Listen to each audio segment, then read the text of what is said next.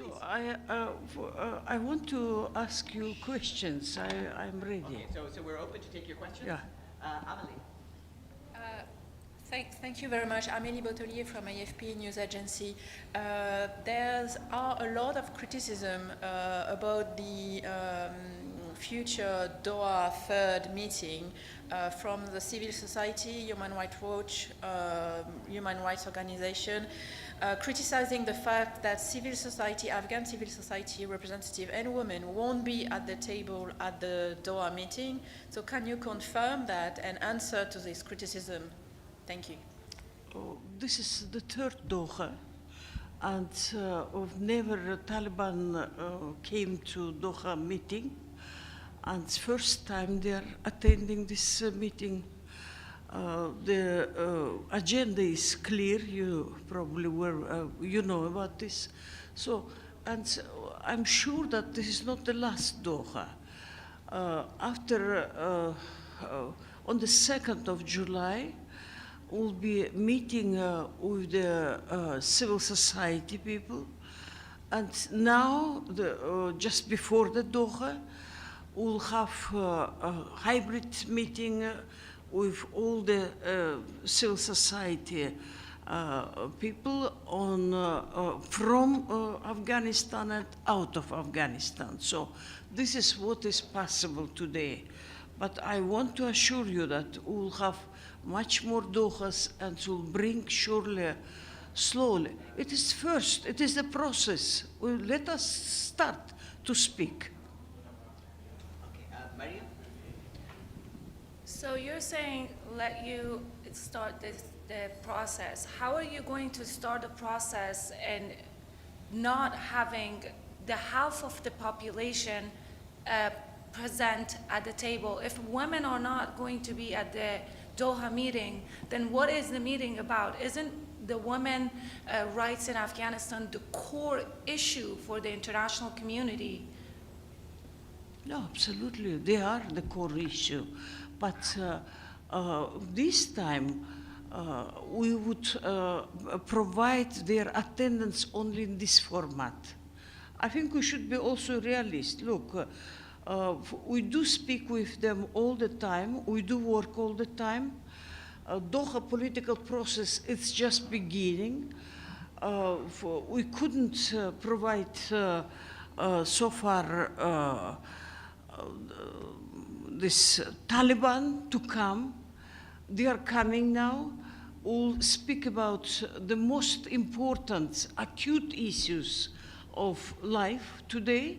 And certainly, let me tell you two issues. This is the issue of private business and banking. And the second issue, it is about the drug, counter-narcotics policy. Both issues are very much related. They are both about the women. We'll speak about the private business. And first time this special envoys of all the countries, they would face to face with Taliban.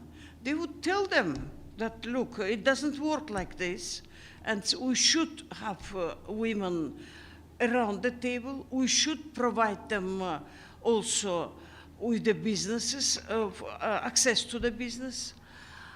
With regard of the drug issues, I live there in Kabul.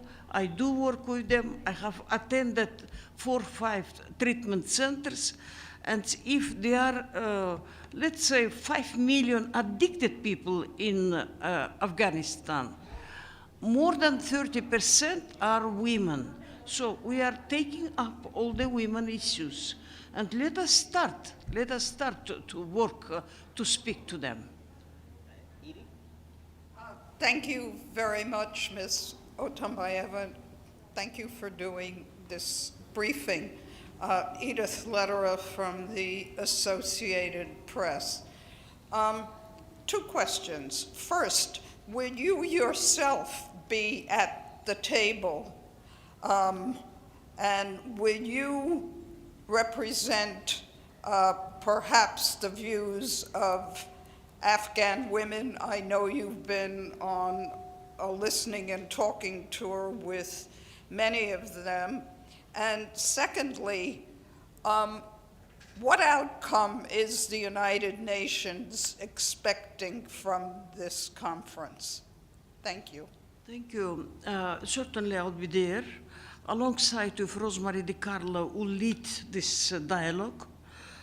And especially she would work in the group with the counter-narcotics policy and practice. I would work with the private business and banking. And I must tell you, regrettably, those standing group were all the special envoys from 22 countries will be there. There are a couple of women, 1, 2, 3. So, and 2 of us. It's not just the Afghan women, but unfortunately, women are not at all around the table. So, for all the countries, they sent us men only. And with regard of what we are expecting, we do expect, of course, continuation of this dialogue. We want to have results of this we would most probably organize some groups, working groups, which will continue our talk about how to help farmers who eradicated completely poppies, and how to replace it, how to provide with the pharmacy, with all the needy stuff, these addicted people. So this will be will turn attention out of these 22 countries. They are neighboring countries also. Not all of them, they help today to mitigate, to solve this problem. So I think this will be quite essential talk to turn their attention to these crime problems. Роза Исаковна, здравствуйте, спасибо. Dennis Salovich, TASS News Agency. Russia may officially recognize the Taliban as legitimate authority in Afghanistan. I was wondering, what is your assessment, and do you plan to discuss this topic with the Russian delegation in Doha? Thank you. No, why should discuss with them? It is fact. I understood Mr. Kabulov that very soon a decree will be signed by Putin that Afghanistan will be out of this list of terroristic organization. The same it has been done in Kazakhstan, as you know, right? And this is their political decision of these countries. We just consider that this is the fact. Ms. Otunbayeva, Javier Otazu from FN Newsware. Have the Taliban put any condition to attend the meeting? And second, which level are we going to be represented? Who would represent Taliban? This is the question? If they have established any condition to attend the meeting. I got it. We'll see on the 30th who would come, but because we have all the special envoys on one side, and it's a very representative meeting. We do hope that delegation will be led by de facto foreign minister, but he might send, or the emir probably, they might send another minister, but expectation is to have Mutaki. With regard of conditions, no, conditions was like only like this. Let's start as dialogue, and let us speak about this. You are talking about the women's attendance. It was no attendance in Doha when they signed in 2020. No, absolutely women. very rarely women attended all other principal such negotiations. And that's why, you see, this is, we want to bring slowly. These people, look, not me, not you, who built these people. They came from battles, from the mountains, let's say, and now immediately turn them to the people who would sit and accept and so on. Not easy, but I do believe we are speaking to them. I go all the time to those de facto ministers. They do understand. Not everyone recognizes that girls they don't go to school.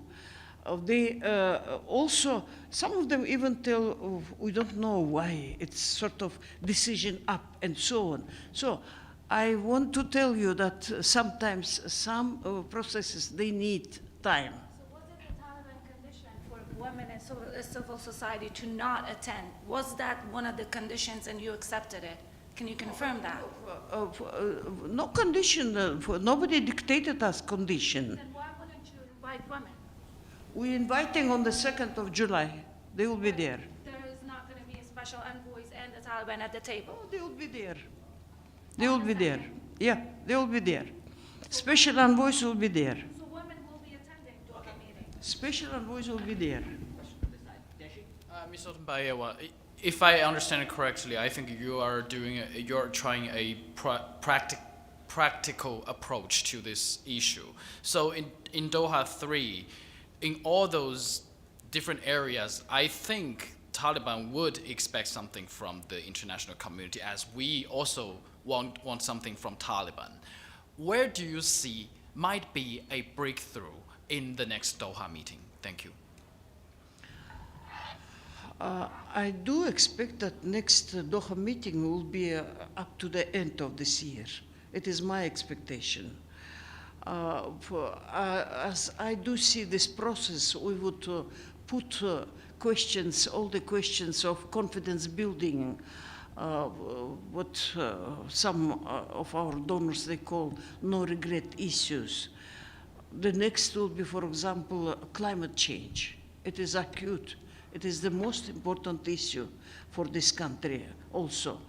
What do we expect from each other? Very easy, what do you expect? Look, they expect from us, of course, assistance on many, they want from us even law enforcement. I deal with the Deputy Minister of Interior. He thinks that they need such a,